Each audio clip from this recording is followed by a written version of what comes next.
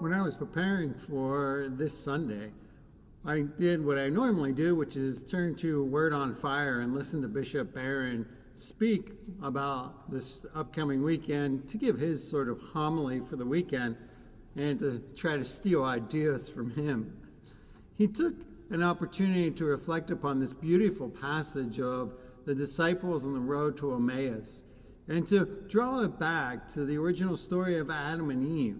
And his reflections are very beautiful.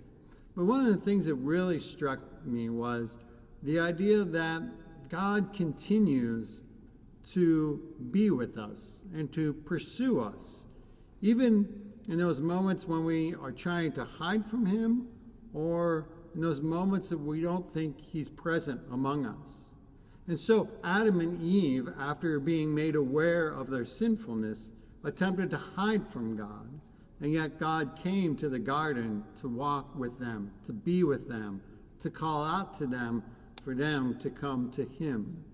And then we see in the road to Emmaus these two disciples, unsure of what had just happened, turning away from Jerusalem, a symbol of turning away from faith and walking in the opposite direction.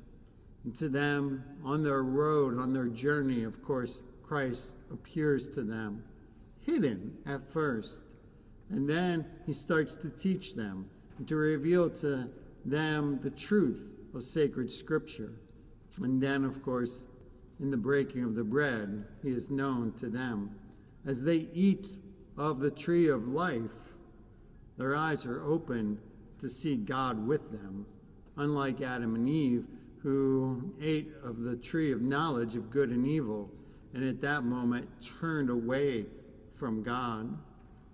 But the whole gist of Bishop Barron's homily reflection, and what struck me was that in this time when our understanding of how to be Catholic is so radically challenged, it's important to remember that God is constantly with us and to reflect upon how can we see God present in our midst. He doesn't leave us. He doesn't abandon us. And it even was remarkable in our first reading for today. King David refers to himself as the Holy One of God.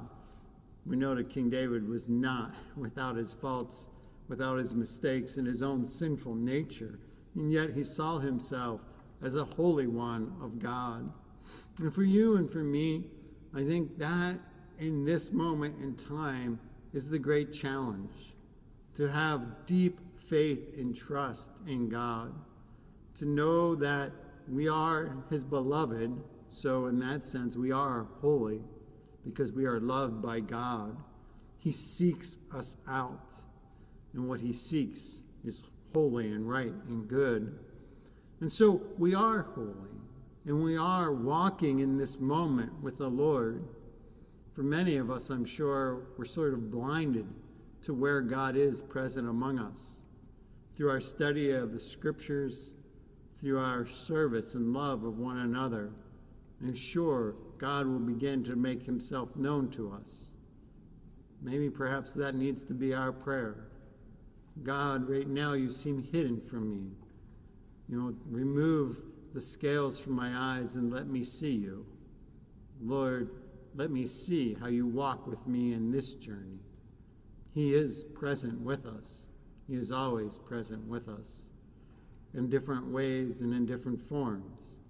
But for you and for me, as long as we have faith and trust in God's mercy, we know that he's there.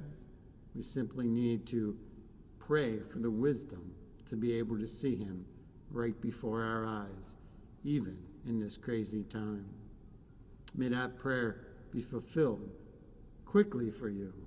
But if that prayer takes time to be fulfilled in your life, may you continue to proceed towards God, trusting in his love and his mercy, trusting in his plan, trusting that he is already there, walking beside you.